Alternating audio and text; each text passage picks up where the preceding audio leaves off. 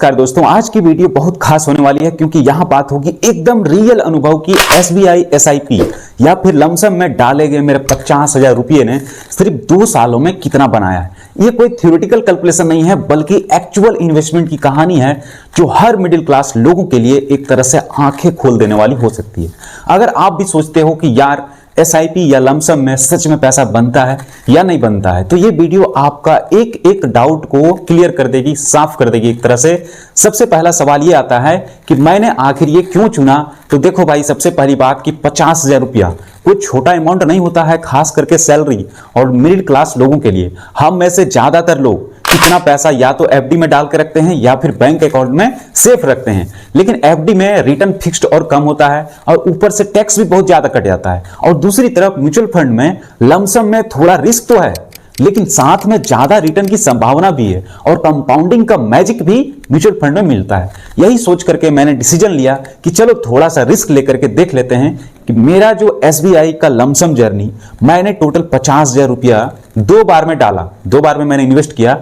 Lump sum नहीं, मतलब हर महीने फिक्स्ड अमाउंट ऑटो डेबिट होते रहता है एसआईपी, चाहे मार्केट ऊपर हो या फिर मार्केट नीचे हो। शुरू के कुछ दिनों में आपको ईमानदारी पूर्वक थोड़ा सा डर लगेगा, कभी पोर्टफोलियो में कभी प्रॉफिट दिखेगा, कभी थोड़ी सी गिरावट दिखेगी। कई बार मन ऐसा हुआ कि यार बंद कर देते हैं, निकाल लेते हैं अपना पैसा लॉस देख करके। लेकिन यही असली टेस्ट होता है, जिसने मार्केट गिरने पर भी हिम्मत बना करके रख लिया, वही लॉन्ग टर्म में विनर बनता है। जो कि 2 साल पूरा होने के बाद पिक्चर बहुत ज्यादा इंटरेस्टिंग अभी होने वाली है, क्योंकि शुरुआत में मैंने 50,000 सिर्फ नंबर लगते थे, अब चार्ट पर साफ साफ दिख रहा था कि कैसे मेरा इन्वेस्टमेंट ने अलग अलग लेवल पर यूनिट्स खरीदे और साथ ही साथ जब मार्केट नीचे था ज्यादा यूनिट्स मिला था और जब मार्केट ऊपर था तो कम यूनिट्स मिलने की संभावना है, क्योंकि रुपीज कॉस्ट एवरेजिंग होता है। अगर यही 50,000 रुपया एक बार में मार्केट के टॉप पर अगर हम डाल दिए रहते तो शायद इतना ज्यादा फायदा नहीं मिलता। मार्केट डाउन था इसलिए हमको ज्यादा फायदा मिला। अब आप सोच रहे होंगे कि भाई रिजल्ट बताओ कि आखिर बना कितना। यही तो सबसे बड़ा मेन चीज है कि लोग समझना नहीं चाहते हैं, सिर्फ रिटर्न के चक्कर में पड़े रहते हैं। तो 50,000 का टोटल मेरा रिटर्न बना है 38% का,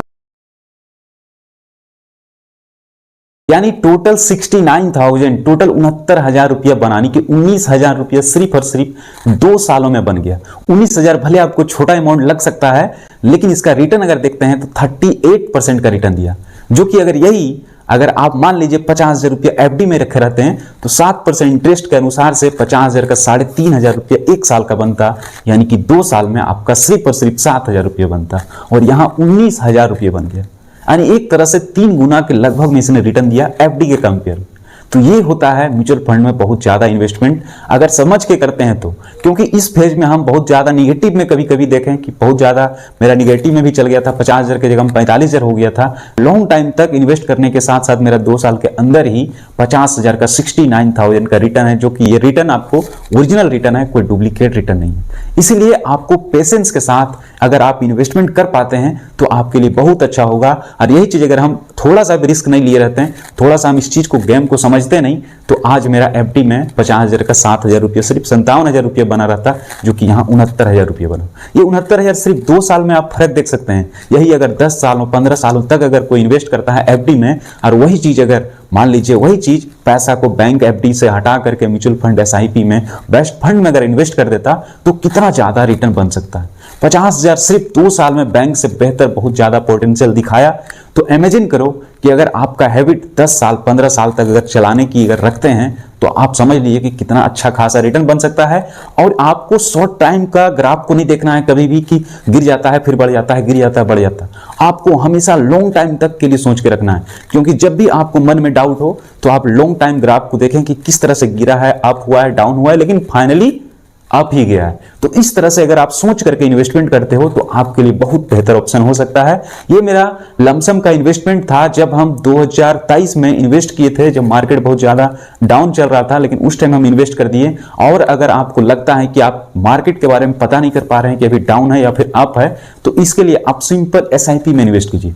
आपके पास चाहे 500 रुपया ही क्यों ना हो, आप हर महीना में 500 भी इन्वेस्टमेंट करते हैं तो वो भी आपको अप डाउन होकर के मार्केट का एक एवरेज कॉस्ट एवरेज रिटर्न देगा, जिसके कारण से आपका बहुत अच्छा खासा रिटर्न बनेगा। तभी आप म्यूचुअल फंड वगैरह में इन्वेस्ट करने की कोशिश करें, वरना आपका बहुत ज्यादा नुकसान हो जाएगा अगर आप शॉर्ट टाइम के लिए सोच करके इन्वेस्टमेंट करते हैं।